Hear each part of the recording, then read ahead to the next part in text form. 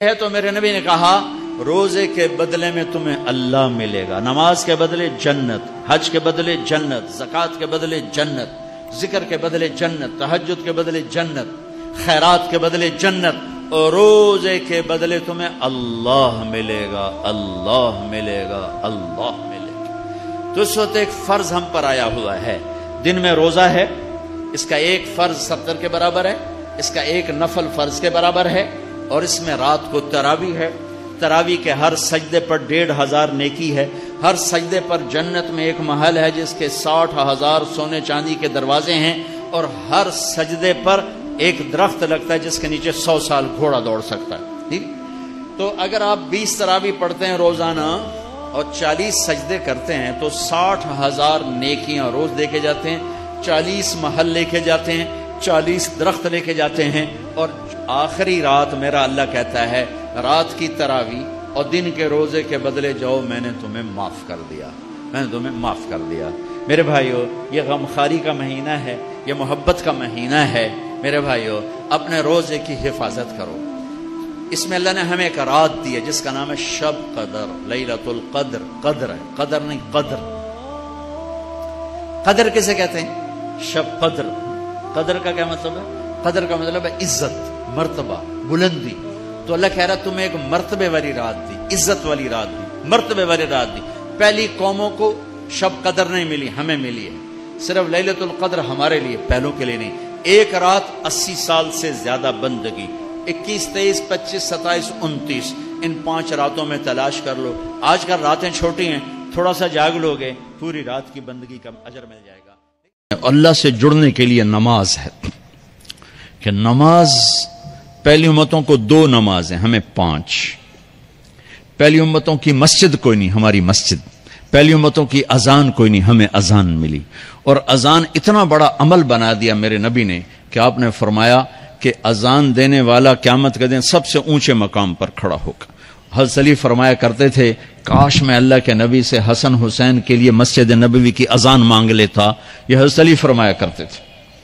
اور جنگ قادسیہ میں مؤذن زخمی ہو گیا تو اذان دینے کے شوق میں سردار آپس میں الجھ گئے، کہتا میں دوں گا، کہتا میں دوں گا، پھر قرہ اندازی ہوئی جس کا نام نکلا اس نے اذان دی۔ حضرت عمر فرمایا کرتے تھے اگر میں امیر المومنین نہ ہوتا، اگر میں خلیفہ وقت نہ ہوتا تو میں مسجد نبوی کا مؤذن بننا پسند کرتا۔ کسی کو اذان نہیں ملی، ہمیں اذان۔ پہلا مؤذن بلال بنا، پہلے مؤذن اللہ نے بلال کو یہ عزت عطا فرمائی۔ دنیا میں یہ ہے اور آخرت میں یہ ہے کہ میرے نبی نے فرمایا کہ جب جنت میں جانے کا وقت آئے گا نا تو جنت کی میرے لیے سواری لائی جائے گی، میں اس سواری پہ بیٹھوں گا تو اس کی جو وہ رسی ہوگی نا وہ ایسے نیچے گر جائے گی، یہ نیچے گرے گی۔ اس رسی کے یعنی اس کی جو لگام ہوتی ہے نا وہ نیچے گرنے کا مطلب ہے یہ ایسے نیچے گر گئی۔ اب نیچے گرنے کا مطلب ہے کہ اس کی ڈرائیونگ میرے نبی نے نہیں کرنی، کوئی آنے والا ہے، کوئی ڈرائیور آنے والا ہے جو رسی پکڑ کے چلے گا، کوئی کوچبان آنے والا ہے جو اس کو پکڑ کے چلے گا۔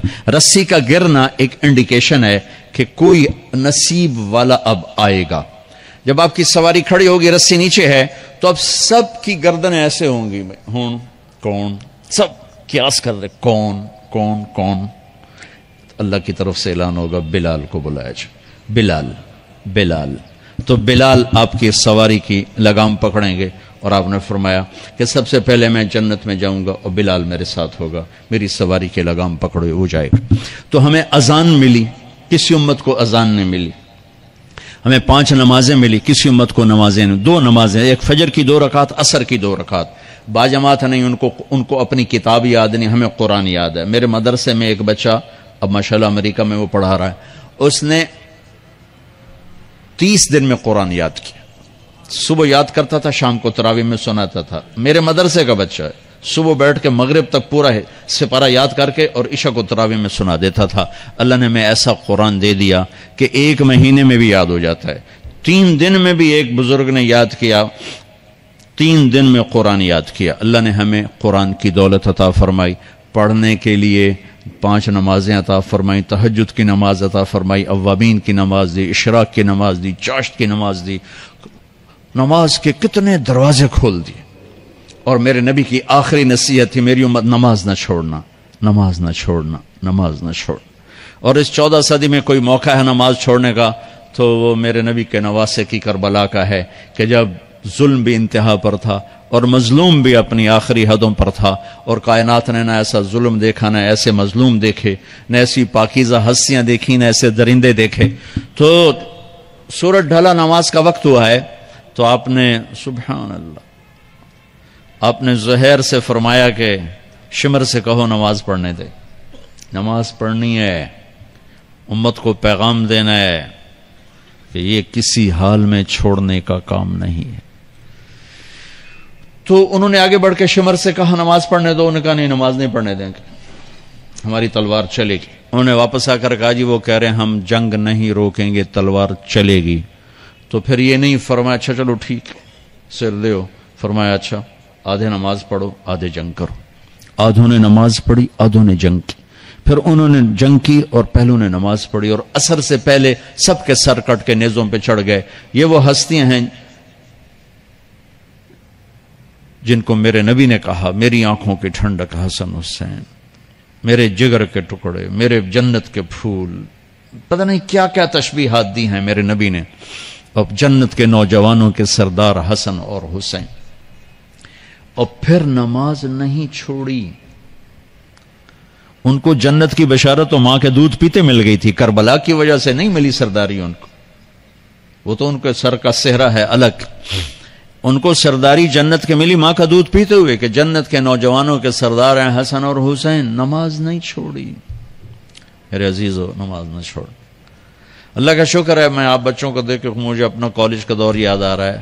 ہمارے دور میں ایک نعیم الدین صاحب گورنمنٹ کالج لاہور میں تبلیغ کا کام کرتے تھے، اور وہ اکیلے ہی نماز پڑھتے تھے، کوئی نمازی نہیں ہوتا تھا، اور کسی لڑکے کی داڑھی نہیں تھی، کسی لڑکی سوا سے ایک نعیم الدین کی۔ اب ہر کالج میں جائے داڑھیوں والے بچے نظر آتے ہیں، ٹوپیوں والے بچے نظر آتے ہیں، کوئی لڑکی کے سر پہ دوپٹہ نہیں ہوتا تھا، کوئی ایجوکیشن تھی۔ اب لمز جیسی یونیورسٹی میں بھی لڑکیاں پورے برقعے میں ہوتی ہیں، حجاب میں ہوتی ہیں، نقاب میں ہوتی ہیں۔ جہاں برائی کا گراف اوپر گیا تو نیکی کا بھی اوپر گیا، جہاں برائی کا لیول اگر بڑھا ہے تو نیکی کا لیول بھی بڑا ہے۔ اتنا بڑا میری نسل کا مجمع اللہ کی بات سن رہا ہے، یہ اس دور میں کوئی تصور نہیں کر سکتا تھا۔